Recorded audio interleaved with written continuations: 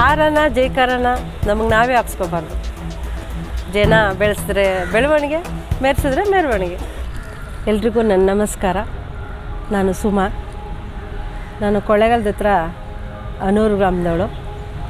ನಮ್ಮ ತಂದೆ ತಾಯಿ ಅಲ್ಲೇ ಇದ್ದವರು. ಈಗ ನಮ್ಮ ತಂದೆ ಇಲ್ಲ, ನಮ್ಮ ತಾಯಿ ಇದ್ದಾರೆ. ನಾವು ಒಟ್ಟು 11 ಜನ ಮಕ್ಕಳು. ನಾನು 6ನೇವಳು. 7 ಜನ ಗಂಡು, 5 ಜನ ಹೆಣ್ಣು. ನನಗೆ ಕೊಳ್ಳೇಗಾಲಕ್ಕೆ ಮದುವೆ ಆಗಿರೋದು. ನಮ್ಮ ತಂದೆ ವೃತ್ತಿ ಬಂದು ಫಿಲಮ್ ಆಪ್ರೇಟರ್. ಅಲ್ಲಿ ನಾನು ನಮ್ಮ ತಂದೆ 50 ವರ್ಷದ ವೃತ್ತಿಯಲ್ಲಿ ನನಗೂ ಯಾಕೋ ಆ ಫೀಲ್ಡ್ ಹೋಗಬೇಕು, ಸಿನಿಮಾ ಹತ್ರ ಹೋಗಬೇಕು, ನಾನೇನಾರು ಒಂದು ಅಚೀವ್ಮೆಂಟ್ ಮಾಡಬೇಕು, ಒಂದು ಸಾಧನೆ ಮಾಡಬೇಕು ಅನ್ನೋದು ನನ್ನ ಗುರಿ. ಆದರೆ ಆವಾಗ ಆಗಲಿಲ್ಲ.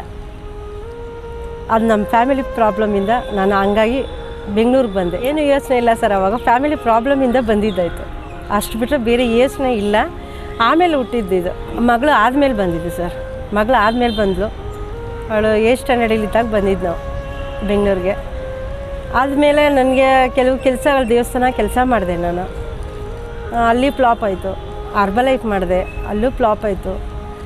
ಆಮೇಲೆ ನೆಕ್ಸ್ಟು ಸಿನಿಮಾ ರಂಗಕ್ಕೆ ಹೋದೆ. ಅಲ್ಲೂ ನನಗೆ ಸರಿಯಾಗಿ ದಾರಿ ಇದಾಗಲಿಲ್ಲ, ಅಚೀವ್ಮೆಂಟು ಮಾಡೋಕ್ಕೆ ಆಗಲಿಲ್ಲ, ಸಾಧನೆನೂ ಮಾಡೋಕ್ಕಾಗಲಿಲ್ಲ. ಹೀಗೆ ಇರುವಾಗ ಪುನಃ ಮತ್ತೆ ಸ್ಟಾರ್ಟ್ ಮಾಡಿದೆ. ದೇವಸ್ಥಾನಕ್ಕೆ ಪೂಜೆ ಅದು ಇದು ಅಂತ. ಅಲ್ಲಿ ಸ್ವಲ್ಪ ಅಚೀವ್ಮೆಂಟ್ ಆದೆ. ಸ್ವಲ್ಪ ಮಧ್ಯೆಯಿಂದ ಏನೋ ಸ್ವಲ್ಪ ಏರುಪೇರಾಗಿ ಇದಾಯಿತು. ಪುನಃ ಮತ್ತೆ ಸಿನಿಮಾ ರಂಗಕ್ಕೆ ನಮ್ಮ ತಂದೆ ಹೋಗಿದ್ದಾರೆ, ನಾನು ನಡಿಬೇಕು. ಮಗಳಲ್ಲಿ ಇಷ್ಟು ಜನ ಮಕ್ಕಳಲ್ಲಿ ಅಟ್ಲೀಸ್ಟ್ ನಾನು ಒಬ್ಬಳಾರು ಸಾಧನೆ ಮಾಡಿ ತೋರಿಸ್ಬೇಕು ಅನ್ನೋದು ಒಂದು ಗುರಿ ಇದೆ. ಅದಕ್ಕೋಸ್ಕರ ಪುನಃ ಮತ್ತೆ ಸಿನಿಮಾ ರಂಗಕ್ಕೆ ಬಂದೆ. ಅನಿಸಿತ್ತು ಸರ್, ಅದೇ ಸಂಘ ಸಂಸ್ಥೆಯಲ್ಲಿ ಕೆಲಸ ಮಾಡಿದ್ನಲ್ಲ, ಅದರಲ್ಲೇ ಬರಬೇಕು ಅಂತ ಬಂದಿದೆ. ಆಲ್ರೆಡಿ ನ್ಯೂಸಲ್ಲಿ ಬಂದಿದ್ದೀನಿ, ಪೇಪರಲ್ಲಿ ಬಂದಿದ್ದೀನಿ, ಆಲ್ರೆಡಿ ಜನರ ಹತ್ರ ಪ್ರೀತಿ ಗಳಿಸಿದ್ದೀನಿ, ಎಲ್ಲ ಪಡ್ಕೊಂಡೆ. ಲಾಸ್ಟಲ್ಲಿ ಮನೆ ಪ್ರಾಬ್ಲಮ್ ಆಗಿ ಇಲ್ಲಿಗೆ ಬಂದಿದ್ದಾಯಿತು. ಇಲ್ಲಿಗೆ ಬಂದು ಅಲ್ಪ ಸ್ವಲ್ಪ ಪ್ರಾಬ್ಲಮಿಂದ ಈಗ ಚೇತರಿಸ್ಕೊತಾ ಇದ್ದೀನಿ. ಅಟ್ಲೀಸ್ಟ್ ಇಲ್ಲಿಗೆ ಬಂದು ನಾನು ಕನಸು ಕಟ್ಟಿದ್ದೀನಿ. ನೋಡೋಣ ಮುಂದೆ.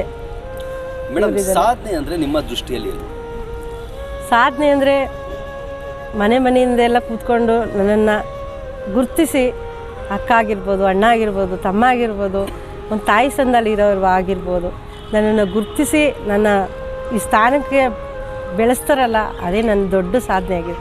ಸಾಧನೆ ಅಂದರೆ ಒಬ್ರಿಗೆ ಹೆಲ್ಪ್ ಮಾಡೋ ಅಂದರೆ ಭಾಳ ಇಷ್ಟ ನನಗೆ. ಸೋಷಿಯಲ್ ವರ್ಕರ್ ಅದು ತುಂಬ ಇಷ್ಟ ನನಗೆ. ಅದ್ರಲ್ಲಿ ಮಾಡಿ ಸಾಧನೆ ಮಾಡಿ ತುಂಬ ಎಲ್ಲ ಜನ ನಾನು ಗಳಿಸಿದ್ದೀನಿ. ಆದರೆ ಇಲ್ಲೂ ಗಳಿಸಿದ್ದೀನಿ. ಆದರೆ ಎಲ್ಲ ದೂರ ಆದ್ರೆ ಅಷ್ಟೇ ಬಿಟ್ಟರೆ ಇನ್ನೂ ಮುಂದಕ್ಕೆ ಮಾಡಬೇಕು ಅನ್ನೋದೇ ನನಗೆ.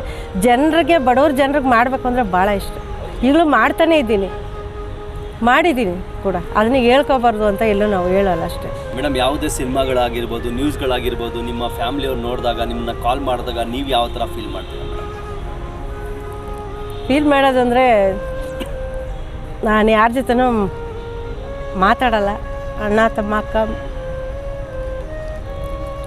ಮಾತಾಡಲ್ಲ, ಯಾರ ಮನೆಗೂ ಹೋಗಲ್ಲ. ಯಾಕಂದರೆ ನಾವು ಅವ್ರ ಥರ ಬೆಳೆದಿಲ್ಲ ಅಂತ ನಮಗೆ ಒಂಥರ ಫೀಲಾಗಿ ನಾನು ಮಾತಾಡಲ್ಲ. ಒಂಟಿ ಇದರಲ್ಲಿ ಧೈರ್ಯ ಅಂದರೆ ನನಗೆ ನಾನೇ ತಗೋಬೇಕು.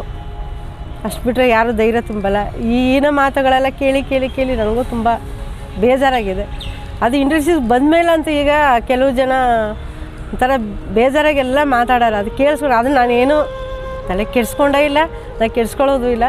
ಅವ್ರು ನೋಡಬೇಕು ನನ್ನ ಸಾಧನೆನ, ಜನ ನನ್ನ ಗುರುತಿಸ್ತಾರಲ್ಲ, ಅದನ್ನ ನೋಡಲಿ ಅವರು ಅಂತ ತುಂಬ ಕಷ್ಟಪಡ್ತಾಯಿದ್ದೀನಿ. ಇದರಲ್ಲಿ ತುಂಬ ಮಾಡ್ತೀನಿ ಅನ್ನೋದು ನಂಬಿಕೆನೂ ಸಹ ನನಗಿದೆ. ಮಾಡ್ತೀನಿ. ಅಪ್ಪು ಸರ್ ಇದ್ದರು, ಅಪ್ಪು ಸರ್ ಯಾವಾಗಲೂ ಇಲ್ಲಿರ್ತಾರೆ. ಯಾಕಂದ್ರೆ ನಮ್ಮೂರವರಲ್ವ ಅಪ್ಪು ಸರು, ಯಾವಾಗಲೂ ಇಲ್ಲಿರ್ತಾರೆ. ಬಿಟ್ಟರೆ ಈಗ ಶಿವಣ್ಣನ ಇಷ್ಟಪಡ್ತೀವಿ. ಅವ್ರು ನೋಡಬೇಕು ಅಂತ ನಮ್ಮ ಮನೆಗೂ ಹೋಗಿದ್ವಿ, ನೋಡಿದ್ವಿ. ನಾಗರವಾರಕ್ಕೆ ಅವ್ರದ್ದು ಗೃಹ ಪ್ರವೇಶದ ದಿವಸನೇ ನಾವು ಹೋಗಿದ್ವಿ. ಅಂದರೆ ನಮ್ಮ ಕಡೆಯಲ್ಲೇ ಫಿಲಮ್ ಲ್ಯಾಂಡ್ಲೇ ಇರೋದು. ಆದರೂ ನಾವು ತೋರಿಸ್ಕೊಂಡಿಲ್ಲ. ನಾನು ಅವ್ರ ಕಡೆ ಹೋಗ್ಬಾರ್ದು ಅಂತ ನಾನು ಒಬ್ಬಳೇ ನಿಂತ್ಕೊಂಡು ಸಾಧನೆ ಮಾಡ್ತಾಯಿದ್ದೀನಿ ಅಷ್ಟೇ ಸರ್. ಇಲ್ಲಾಂದರೆ ಯಾವಾಗಲೂ ಹೋಗ್ಬೋದಾಗಿತ್ತು ಈ ಸಾಧನೆಗೆ. ಅವ್ರ ಜೊತೆ ನಾನು ಹೋಗ್ಬಾರ್ದು. ನಮ್ಮ ಅಣ್ಣಳಿನೂ ಸಹ ಇದಿಲ್ಲೇ ಗುರುತಿಸ್ಕೊಂಡವ್ರೆ. ನಾನು ಹೋಗ್ತಾಯಿಲ್ಲ ಯಾರು.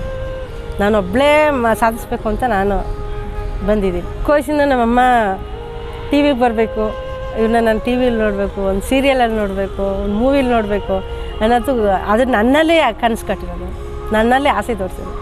ಅವ್ರ ಆಸೆಗೆ ನಾವೇನಾದ್ರು ಮಾಡೋಕ್ಕಾಗಿಲ್ಲ. ನಮ್ಮ ಹತ್ರ ಏನು ಶಕ್ತಿ ಇಲ್ಲ ನಮ್ಮಮ್ಮ ಅವ್ರಿಗೆ ಹೇಳೋಕ್ಕೆ ಮಾಡೋಕ್ಕೆ ಯಾವ ಶಕ್ತಿನೂ ಇಲ್ಲ. ಅಟ್ಲೀಸ್ಟ್ ಇದೆಲ್ಲರೂ ಸಂತೋಷ ಪಡಿಸೋಣ ಅನ್ನೋದು ನನ್ನದೊಂದು ಆಸೆ ಸರ್.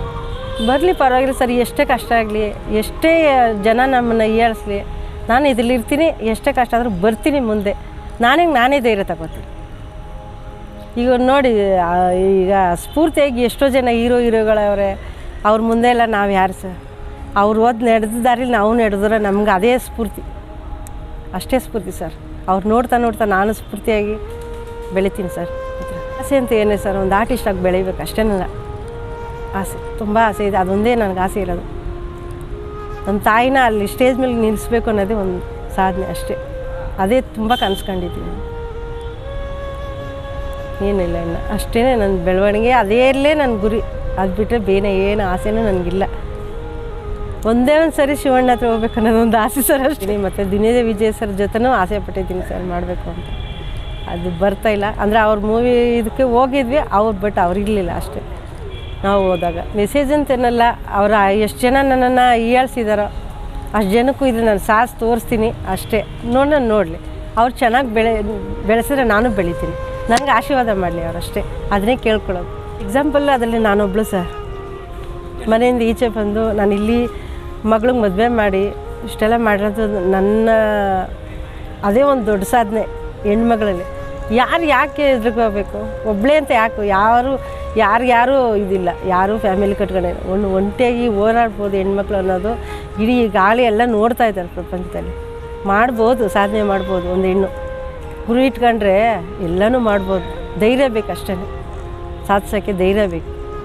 ಹೆಣ್ಮಕ್ಳ ಸ್ಟ್ರಾಂಗು ಗುರು ಅಂತ ಹೇಳಿಲ್ವ ಸರ್ ಅಪ್ಪು ಸರ್. ಕರ್ನಾಟಕ ಜನತೆಗೆ ಏನಿಲ್ಲ ಸರ್, ನನ್ನ ಆಶೀರ್ವಾದ ಮಾಡಿ ಉಳಿಸಿ ಬೆಳೆಸಿ ಅಂತಲೇ ಕೇಳ್ಕೊಳ್ಳೋ ಸರ್. ನನ್ನೊಂದು ಗುರುತಿಸಿ, ಮನೆ ಮಗಳಾಗಿ ಗುರುತಿಸಿ ನನಗೆ ಆಶೀರ್ವಾದ ಮಾಡಿ ಅಂತಲೇ ನಾನು ಕೇಳ್ಕೊತೀನಿ ಸರ್ ಎಲ್ಲರಲ್ಲೂ.